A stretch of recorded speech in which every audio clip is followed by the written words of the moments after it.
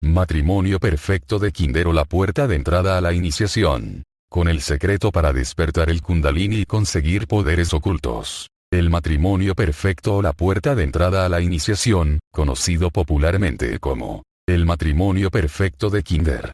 Aún peor, mayo de 1950. Comentarios acerca de las circunstancias en que se editó el libro y su repercusión. El texto que presentamos aquí es la versión íntegra de una antigua edición colombiana que se considera primera edición de este libro a efectos prácticos, pero que en verdad es la segunda, ya que en el propio prólogo del libro que presentamos puede leerse el siguiente párrafo. La primera edición se hizo sin láminas, grabados, en fin, sin adorno alguno, porque la lojía blanca estaba de gran afán para que se editara ya, y el plazo ordenado apenas si concedió el tiempo indispensable para los arreglos de imprenta. Este párrafo habla de un libro sin dibujos ni adornos, impreso en rústico y que tenía por portada una cartulina sin dibujo. Sin embargo, la edición que hemos digitalizado nosotros tenía por portada la que se exhibe junto a estas líneas y contenía algunas ilustraciones que hemos incluido en el libro digitalizado. Aquella primera edición absoluta solo tuvo un único tiraje de 2000 ejemplares. Enseguida se imprimió en mejores condiciones, esta que presentamos, que en adelante sería conocida como la primera edición oficial. La primera edición absoluta fue editada en Ciénaga, Colombia, por una editorial improvisada para la ocasión. Del capítulo 5 del libro de Julio Medina Vizcaíno Conocimientos, Anécdotas e Historia de la Gnosis en la Era de Acuario, tomamos un relato acerca de la confección de esta primera edición. En enero de 1950, regresó con su familia a Ciénaga. Llegó a un pequeño hotel de la estación del ferrocarril. Allí lo visité, estaba con la esposa y una hijita enferma, le hablé de llevarle un médico para atenderla y él me dijo sonriendo: Frater, yo soy médico, lo que quiero es comprar en la botica, farmacia, algunos remedios y prepararlos. Fuimos donde un farmacéutico amigo y compramos medicinas, no de laboratorio sino al granel. Volvió a su hotel y 3 días después los enfermos estaban bien. Me mostró el trabajo realizado en su reciente viaje. 9 libretas escritas, todas de 50 hojas. Allí estaba en manuscrito el matrimonio perfecto que podríamos denominar Kinder. Me tocó pasarlo a máquina y luego llevarlo a todas las imprentas de Ciénaga, Santa Marta y Barranquilla. Todas se negaban de plano a recibir aquel libro, llenos de tremendo temor rechazaban aquella obra trascendental de magia y tantrismo blanco. Al fin, un joven estudiante de la complementaria, escuela filial del Colegio de Segunda Enseñanza de Ciénaga, que estudiaba en dicha escuela artes manuales y que resultó ser pariente de mi esposa, nos dijo que él hacía el levante de las páginas. En esos días, un señor que de imprenta nada sabía, había comprado una vieja máquina de medio pliego. Utilizó papel de varios gramos y comenzó el tiraje. Yo abandonaba mis negocios días tras días, pendiente de la corrección del tiraje y del libro, evitando así que saliera al revés una página cualquiera, pues el taller solo había sacado carteles de muerto y por tanto todos eran novatos en el oficio. Las páginas salían plagadas de errores, trabajábamos día y noche y se corregían una y otra vez, pero el maestro estaba lleno de urgencia por sacar cuanto antes el libro. Maestro, le dije, pero el libro está saliendo con errores, ¿qué hacemos? Y con suma rapidez me contestó: los dejamos como pasto a los intelectuales. La frase me pareció muy dura para pedir excusas, mas él reiteró su frase, que salió en el primer prefacio de ese libro: los errores los dejamos como pasto a los intelectuales. Muchos de ellos, al no tener con qué comparar para sacar conclusiones, contarán esos errores y nos juzgarán sin compasión. Finalmente, en los primeros días del mes de mayo de 1950, salió la obra en esas condiciones. Gran alegría para el maestro y para mi persona. El libro salía en momentos en que nuestro país estaba bajo el peso de un régimen dictatorial. Todas las logias masónicas estaban cerradas por orden de ese sistema infranqueable. Al salir la obra a la calle, mis amigos y familiares temblaron de temor por mí, llenos de susto y de incógnitas por lo que creían ellos me pudiera acontecer. Mas yo estaba resuelto a ganarme un carcelazo. Hasta aquí el autorizado relato del promotor financiero de la obra. Sería imposible narrar la historia completa de este libro sin introducir una dimensión que en los relatos históricos suele omitirse. El ocultismo como realidad objetiva. Digamos por no extendernos que eso que suele llamarse ocultismo, esconde entre muchas fantasías y mentiras una realidad, o más exactamente las claves secretas para experimentar esa realidad, que solo así escondidas han podido sobrevivir y ser conocidas en todas las épocas por aquellas personas que necesitaban de ellas. Parte de lo mejor de ese ocultismo legítimo heredado por algunas órdenes y sociedades secretas, consiste en esencia en una serie de sistemas para enseñar a sus estudiantes a entrar en los mundos internos, mundos de los que el mejor ejemplo serían los sueños que todos soñamos cuando dormimos. Parece increíble, pero realmente algo abandona el cuerpo en esas horas para deambular por esos así llamados mundos internos. Ese algo es eso que se llama la conciencia, es lo que el cristianismo llama el alma. Pero la conciencia en el sueño normal deambula por ahí dormida, es decir, sin saber quién es ella y que hace un rato dejó su cuerpo en la cama. Esas claves secretas que el ocultismo cumple la misión de enseñar, tienen la finalidad de enseñar a las almas a penetrar conscientemente en esa región donde vamos en sueños. Es crucial conseguir esto con el fin de ingresar como discípulo del colegio de iniciados de la Logia Blanca que se encuentra en ese mundo llamado astral, la 5 dimensión. El ingreso en tal colegio sagrado únicamente es posible a través de la iglesia gnóstica, un templo, donde oficia en persona el propio Jesúa ben Pandira, Jesucristo. Esta es una iglesia trascendida, fundada y dirigida por el Maestro de Maestros, se llama gnóstica porque en virtud, la enseñanza de Cristo es la gnosis, y los gnósticos de los primeros siglos del cristianismo calificados de herejes por la Iglesia Católica, son en realidad los legítimos herederos del cristianismo esotérico. El templo de esta iglesia está en estado de jinas, es decir, era físico, pero ahora está sumergido en la quinta dimensión, y solo es visible desde esa quinta dimensión. Se necesita saber desdoblarse en astral o cargar con el cuerpo físico en estado de jinas para ir hasta allí. Dejemos por ahora la incredulidad, pensemos en que con los métodos de la gnosis todo esto se puede comprobar, y centrémonos en lo que diré ahora. Solo ese templo puede conceder las verdaderas iniciaciones blancas, nada tienen que ver las verdaderas iniciaciones con los grados y títulos que bajo ese nombre confieren las órdenes y sociedades secretas que se autodefinen de esotéricas. Tales iniciados verdaderos, los calificados por la iglesia gnóstica, son personas despiertas que viven en contacto con los dioses o maestros. Pero este tipo de iniciados de conciencia despierta son una absoluta minoría en todas las órdenes o sociedades secretas esotéricas. Su relación con ellas es normalmente discipular en unas, y fundacional en otras. Esos iniciados crean en nuestro mundo físico órdenes y sociedades secretas con objeto de pescar en el río de la vida a personas que puedan llegar a convertirse en verdaderos iniciados de la Logia Blanca, les enseñan sus claves, y algunos llegan a su vez a iniciarse. La inmensa mayoría de los estudiantes de las órdenes y sociedades esotéricas no servimos para la iniciación, nos convertimos en meros creyentes. Pero los pocos que de verdad sirven para esto, que es sin duda la actividad humana más difícil, no son creyentes, sino que pueden ver, oír y tocar lo que hay en esos mundos internos donde moran los dioses. El motivo de que la entrada a este sendero tenga que enseñarse envuelta en el secreto, bien puede enunciarse diciendo que en realidad, no hay peor delito en este mundo, ni más perseguido, que decir la verdad.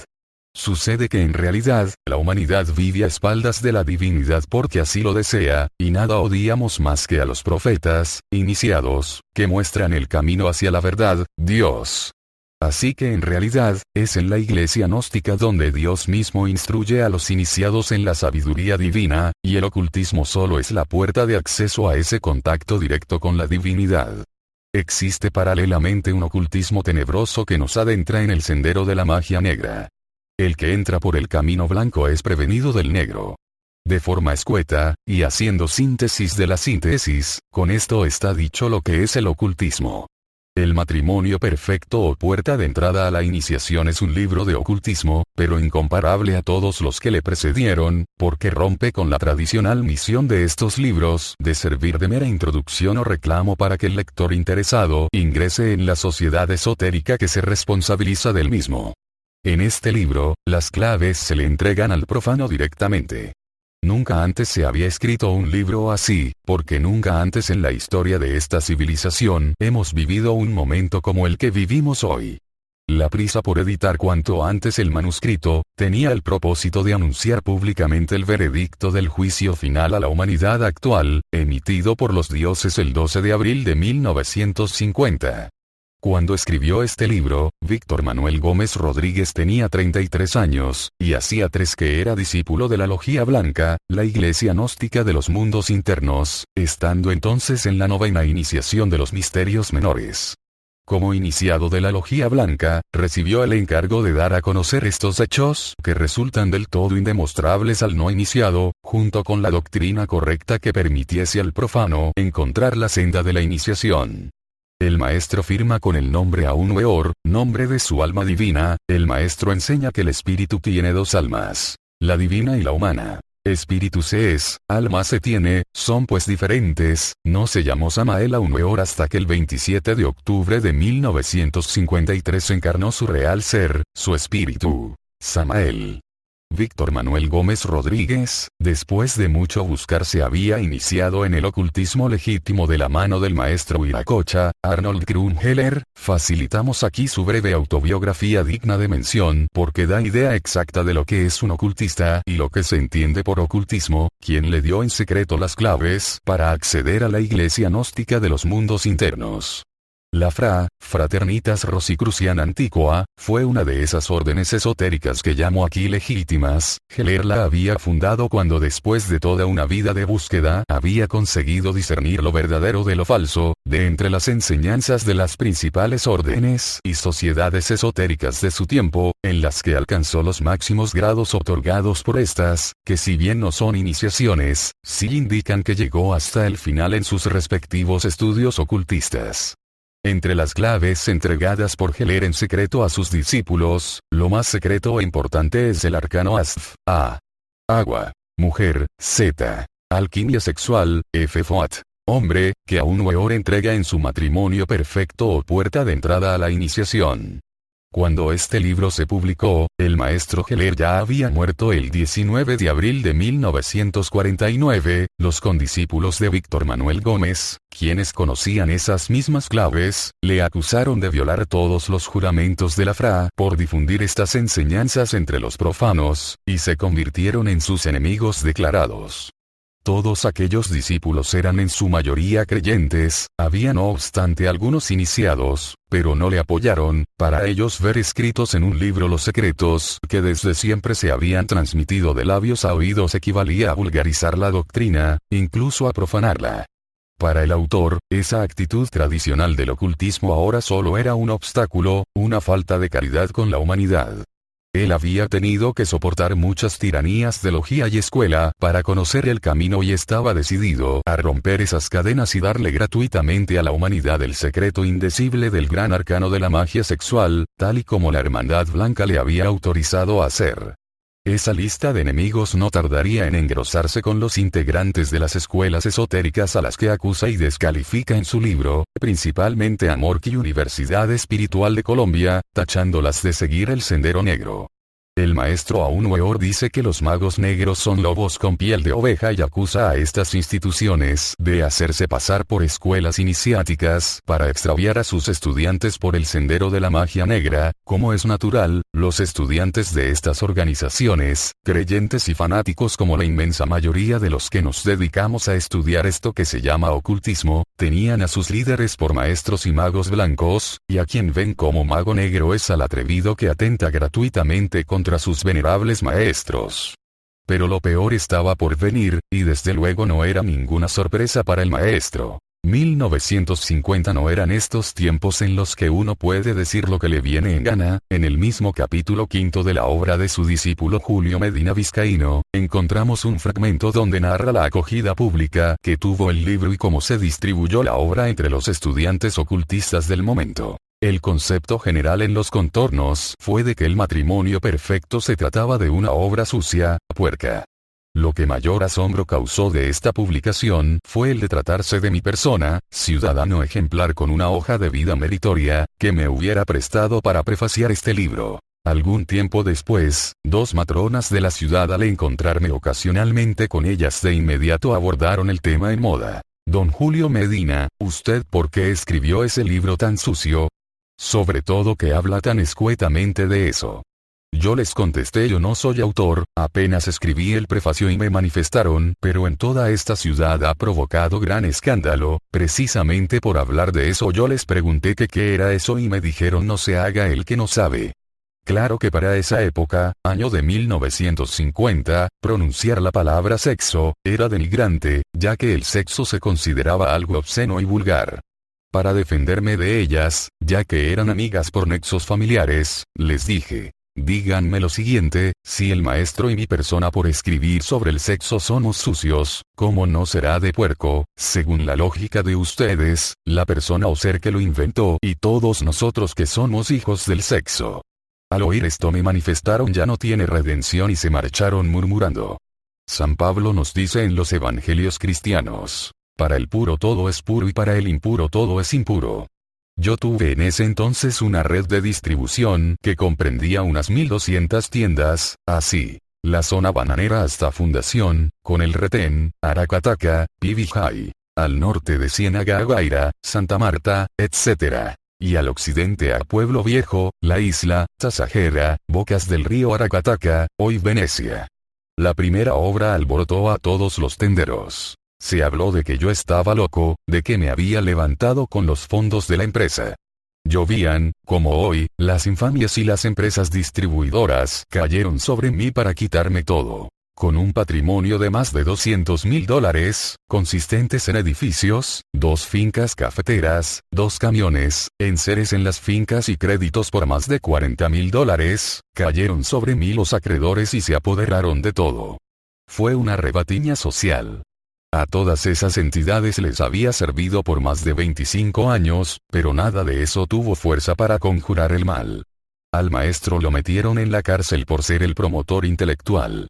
De pronto un día me dijo el maestro: ya se revolvió este pueblo, ahora nos toca seguir la labor de divulgación. Debes salir ya para Bogotá, llévate unos 100 libros, el domingo te paras frente a la Iglesia Teosófica Liberal y a la salida del rito, me señaló la hora de salida, entregarás a cada miembro un libro. Yo cumplí fielmente lo ordenado por el maestro. Después supe que muchos fueron a dar al cesto de la basura y el maestro me contestó al informarlo: de allí lo recogerán los que lo necesitan. Al regresar a Ciénaga, me solicitó listas de todas las sociedades y grupos espirituales de Sur y Centroamérica. Busqué, e iba obteniendo direcciones. Cuando tenía más de 100 direcciones se las mostré. Me dijo: bien todo esto, ahora envía 3 libros a cada dirección, lo cual cumplí fielmente. Después de 2 meses comenzaron a llegar cartas solicitando mayores informes. Luego recibí orden de enviar los libros a los centros cherencistas, rojistas, espiritualistas y a toda clase de escuela en Colombia. En esta forma fue más rápida la acción de los libros. Las fuerzas del mal se recrudecieron sobre nosotros. Al maestro lo metían a la cárcel cada rato y a mí me hacían ataques de todo orden, sobre todo en el campo económico. Las empresas que representaba me fueron retirando la confianza y por consiguiente sus negocios. La Universidad Espiritual de Colombia, a la cual había pertenecido como miembro y como rector de ella, me expulsó y pidió en la expulsión que ninguna organización de carácter espiritual me tuviese en cuenta. El maestro me dijo, al conocer la expulsión: esos tontos imaginan que tú los has vendido, lo cual era falso porque aún peor estaba enterado de todas las entidades espiritualistas que él atacó en su libro. Los Rosacruz de Amor también me hicieron ataques, creyendo que había suministrado al maestro las monografías que ellos venden a todo el mundo. Todo esto cristalizó en que unos pocos estudiantes del ocultismo de la época se uniesen al maestro. A partir de ese mismo momento, el mundo de las llamadas órdenes esotéricas volvería la espalda al maestro aún peor, considerándole un extraviado de los que se pueden contar por miles en la rancia y dudosa, ya que cada uno la cuenta como quiere, historia de estas sociedades secretas. Todo esto ahora contado no refleja la dimensión que tuvo vivido en primera persona. Hablamos sin ninguna duda del libro más radical sobre ocultismo que se haya escrito jamás. Inusual por donde quiera que se le mire. Y como es natural, la gran mayoría no estaba dispuesta a aceptarlo. Las claves secretas que con tanto misterio y recelo se habían custodiado durante milenios eran ahora públicas, y encima se entregaban al profano en un folleto mal impreso y peor escrito. Ironías del destino. Sin embargo, así fue. En él se rasga por completo el velo de Isis, tal velo simboliza el secreto decretado desde la noche de los siglos sobre los misterios isíacos, los secretos esotéricos del sexo, y ya en parte había sido descorrido tímidamente por otros iniciados, como el propio Arnoldo Kerungeller, prudentes hasta el extremo de pasar esto inadvertido, puesto que como iniciados entendían perfectamente el engaño en que vive la humanidad, ese por el cual el ocultismo ha de existir en forma de sociedades secretas minoritarias. Sin embargo, el momento de hablar públicamente de estos asuntos había llegado, y un iniciado tuvo que tener el valor de saltar a la palestra. Durante los 3 años siguientes habría de continuar lo que estos acontecimientos habían comenzado. Una vez distribuidos los 2000 ejemplares del matrimonio perfecto o puerta de entrada a la iniciación, ya el maestro estaba transcribiendo de los mundos internos su segunda obra, La Revolución de Abel. Fui testigo presencial de muchos acontecimientos narrados allí, sobre todo el del milenio que relata los acontecimientos de esta época y la crucifixión de Yahvé Semo. Esta obra salió en el mes de octubre de 1950, es decir, unos 4 meses después del matrimonio perfecto. Estas 2 obras en la calle causaron terrible revolución entre los espiritualistas asociados de toda América. A los 8 meses de publicar La Revolución de Abel, es decir, hacia junio de 1951 se sacó el curso zodiacal, el cual salió en mimeógrafo. Y en el año de 1952, estando el maestro en la cárcel, escribió Apuntes secretos de un gurú, obra que se publicó ese mismo año. Se trabajaba con mucho afán, era la orden de la venerable Logia Blanca en esos años de 1951 y 1952. Ocurrieron muchos hechos de trascendental importancia, tanto para mi iniciación como para el desarrollo de nuestro naciente movimiento. Del mismo capítulo 5 del libro ya citado de D. Julio Medina Vizcaíno. Las enseñanzas entregadas en este primer libro, las completaría con La Revolución de Abel, y aunque no se menciona en la cita anterior, tenemos noticia de otro libro titulado, El Sendero del Hogar Doméstico. De este libro de 1951 que nadie ha visto publicado, que sabemos por el señor Antonio Fagal de Revilla que el manuscrito fue confiado por el maestro a alguien que lo perdió y el libro no llegó a ver la luz. De 1952 es también el Tratado de Medicina Oculta y Magia Práctica. Mientras estos libros salían se recrudeció la persecución del autor, que le llevó a la cárcel el 14 de marzo de 1952, le encerraron en la prisión municipal de Ciénaga, Magdalena, Colombia. El propio maestro nos comenta la sentencia. El acta acusatoria decía textualmente lo siguiente. Este señor, además de cometer el delito de curar a los enfermos, es también autor de un libro titulado El Matrimonio Perfecto, el cual es un atentado contra la moral pública y las buenas costumbres de los ciudadanos del capítulo 14 de Las Tres Montañas, 1972. Permanecería en prisión 6 días, encontrábase escribiendo su libro Apuntes secretos de un gurú, el 19 de marzo de 1952 anotaría. En estos instantes acaba de llegar el abogado con la boleta de libertad. Yo recibí la boleta fría y serenamente, y me despedí de los gendarmes. Así finalizó el día de hoy. Me dirigí a mi casa y allí encontré al frater Julio y a muchos otros hermanos espiritualistas que alegres me recibieron y me estrecharon. Del último capítulo de Apuntes secretos de un gurú.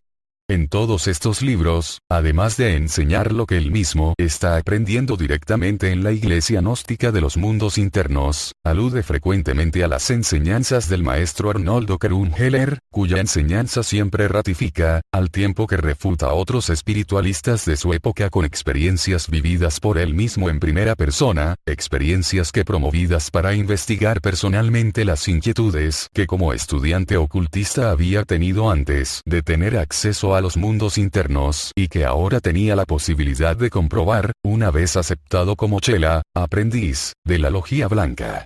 Esto puede que le resulte extraño al que no esté familiarizado con el mundo de la magia y de lo espiritual, pero en cuestiones de esoterismo verdadero, por prueba incontestable solo se toma la propia experiencia vivida. Aquí el método científico, por suerte o por desgracia, no tiene aplicación posible.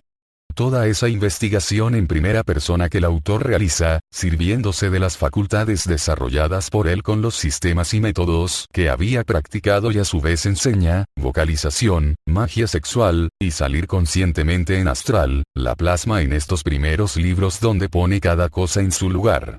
Al principio su plan es entregar todas las claves en sus libros, mostrando claramente el camino a seguir y mostrando también las tinieblas para que el estudiante no caiga en ellas.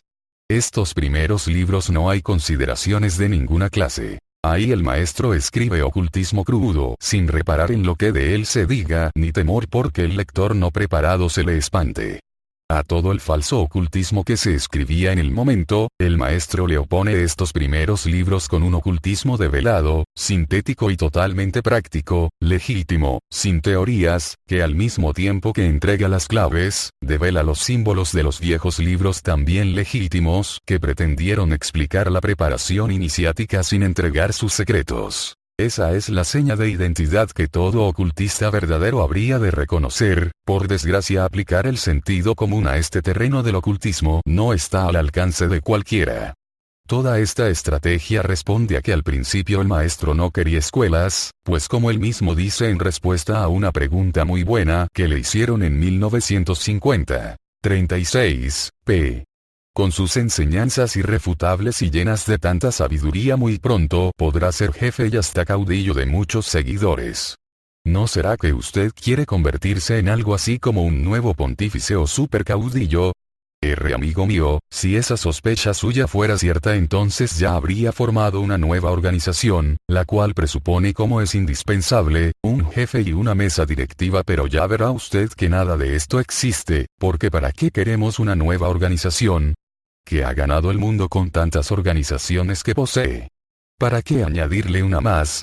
Ya sabemos demasiado que cada individuo encaja dentro de una organización, algo así como una pieza automática dentro de un engranaje social, algo así como una figura inconsciente que repita siempre los mismos movimientos automáticos de la máquina. Esto se llama sencillamente esclavitud. Castramiento volitivo. Mojigatería que a nada conduce. Misticismos morbosos que solo engendran vicios secretos. Entonces, ¿para qué queremos una nueva organización? Una organización es una máquina que marcha de acuerdo a reglas fijas y frías. Como si la vida pudiera dentro de las normas artificiosas establecidas por la estulticia humana. Entonces, ¿para qué queremos una nueva organización? Amigo mío, yo no sigo a nadie ni quiero que nadie me siga, lo que quiero es que cada cual se siga a sí mismo.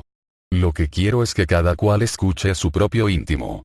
Que cada cual se convierta en caudillo de sí mismo, en el jefe de sí mismo, y por ello no he venido a fundar ninguna nueva organización, ni cobro dinero, ni doy certificados, ni extiendo diplomas, patentes, autorizaciones, etc. No acepto alabanzas ni adulaciones, ni agasajos, ni me interesa el desprecio de los rencorosos. Yo no soy más porque me alaben, ni menos porque me critiquen, porque yo siempre soy quien soy. Extracto del anexo de preguntas y respuestas que figura al final de la primera edición del libro La Revolución de Bell. Sin embargo, poco después sí que fundó, como todos sabemos, no una sino varias instituciones. Pues a medida que su lucidez aumenta más y más, el maestro se da cuenta que urge crear una organización que sirva de medio de difusión y de conservación de su enseñanza, porque de otro modo, esta no se hacía asequible a la gente no entendida en la tradición ocultista, y desengañado como estaba el maestro del intelectualizado estudiantado ocultista, ve claramente que sin instituciones que los defendiesen, sus libros correrían la suerte de la adulteración que toda doctrina auténtica que es entregada al profano está destinada a correr. Además, se necesita una escuela donde formar al que estudie estas enseñanzas, porque los libros por sí solos son insuficientes, y de esto el maestro se viene a dar cuenta poco a poco. Algunas de esas instituciones que se proclaman gnósticas en su nombre son hoy peores que las que el maestro trató de combatir, pero todo eso estaba perfectamente previsto. El camino está indicado con total claridad en las obras del maestro, y el que quiera, y pueda, ahí tiene la enseñanza completa. Con toda seguridad, si no hubiese tomado la determinación de crear las instituciones gnósticas, hoy no contaríamos con la enseñanza del maestro. No obstante, poco a poco, las iglesias se ponen por encima de la religión misma, y de eso no está exenta ninguna institución humana. He aquí el motivo por el cual el cuerpo de doctrina gnóstico se nos legó develado, y la importancia de estudiarlo y comprenderlo. A medida que la enseñanza del maestro era escuchada, algunos pioneros se unieron a él. Así, con la natural concentración de los que tomaron en serio al maestro, empieza la que sería después injustamente señalada como la secta más destructiva del siglo XX. Toda esta gestación del naciente movimiento gnóstico tenía lugar en tierras colombianas. Los primeros discípulos del maestro, excavaron la roca en la Sierra Nevada de Santa Marta, dando forma al principal santuario gnóstico, el Summun Supremum Sanctuarium, del que por ahora no hablaremos. A estas alturas de la historia, recurrimos a un relato tomado del capítulo 19 de las Tres Montañas en las vertientes tropicales de la Sierra Nevada, a orillas del Macuriba o Mar Caribe. Yo hube de recapitular pacientemente los diversos procesos esotéricos iniciáticos de la tercera, cuarta y quinta iniciaciones del fuego.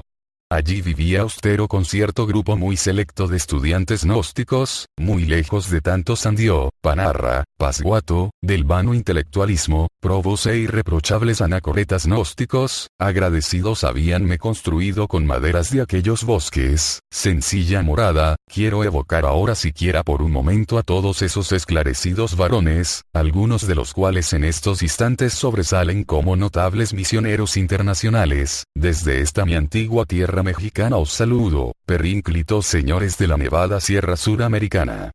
Quiero incluir también dentro de estas mis salutaciones, a sus mujeres y sus hijos y a los hijos de sus hijos, cuán dichoso moraba en aquel nemoroso refugio del boscaje profundo, fuera del mundanal bullicio.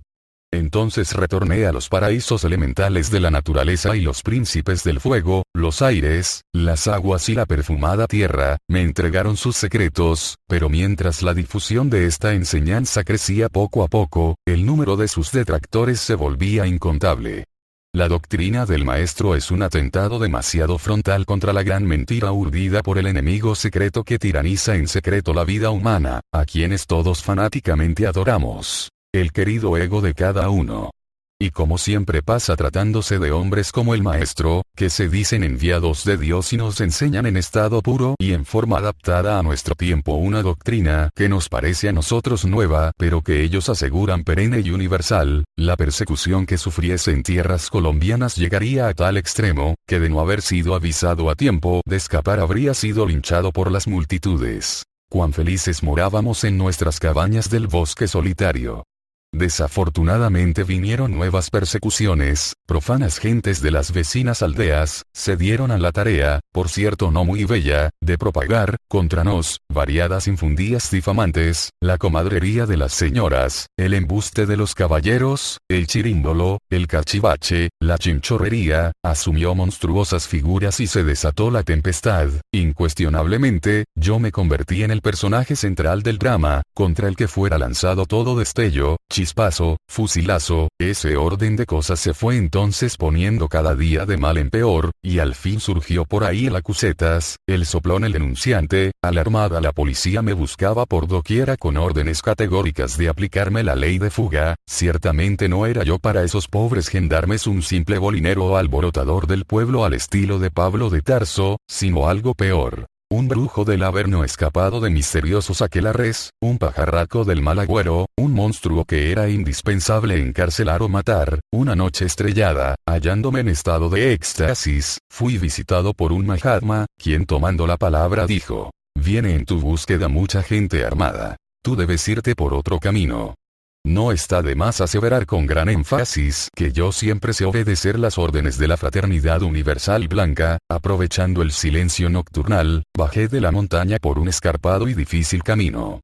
En el plan, como denominan los eremitas gnósticos a las tierras costeras, fuera de la sierra, fui recogido por el venerable maestro Garga Cuichines.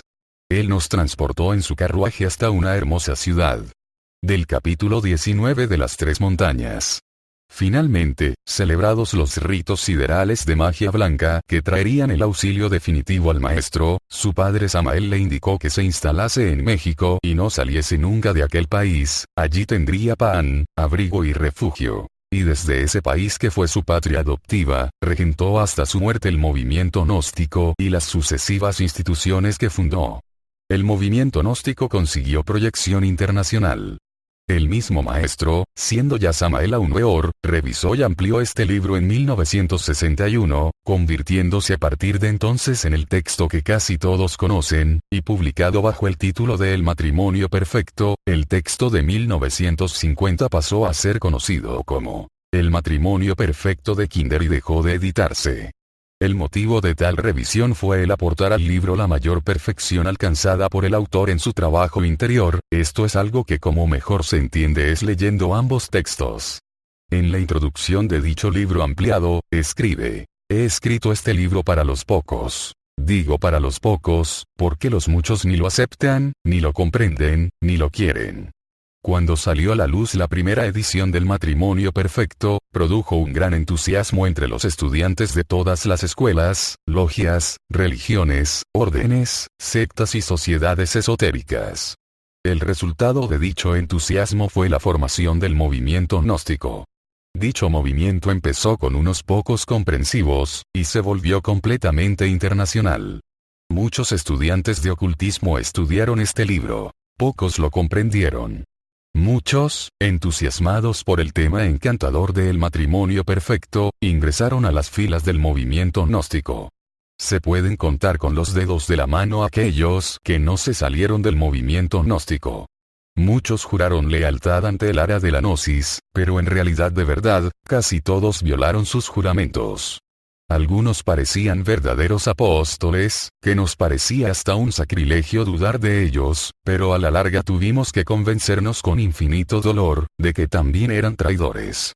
Muchas veces les bastó a estos falsos hermanos leer un libro o escuchar a un nuevo conferencista llegado a la ciudad, para retirarse del movimiento gnóstico.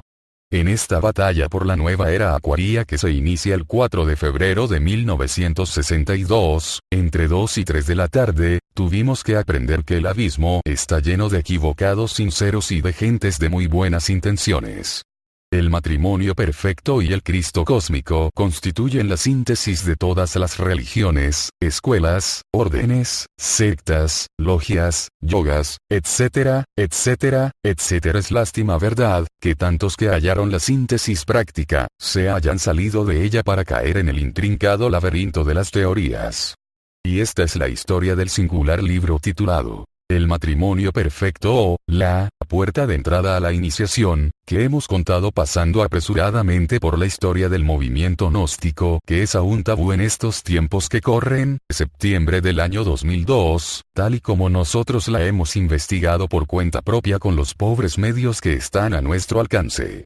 El autor de aquel primer libro radical de 1950 y de este otro reescrito en 1961, que en síntesis viene a ser lo mismo, murió para nosotros en 1977 y el formidable movimiento que creó solo es conocido por una pequeña parte de la humanidad que lo mira con los mismos ojos con que se mira a toda secta sordida y desconcertante. Nosotros no hemos sido capaces de comprender la doctrina del maestro ni de seguirla, entonces preservémosla tal y como es para tiempos mejores, cuando la humanidad haya entendido que es su propio ego el verdadero mal que asola este mundo, y tal vez entonces la obra de Samael aún peor pueda ser apreciada como merece y servir al fin para el que fue concebida.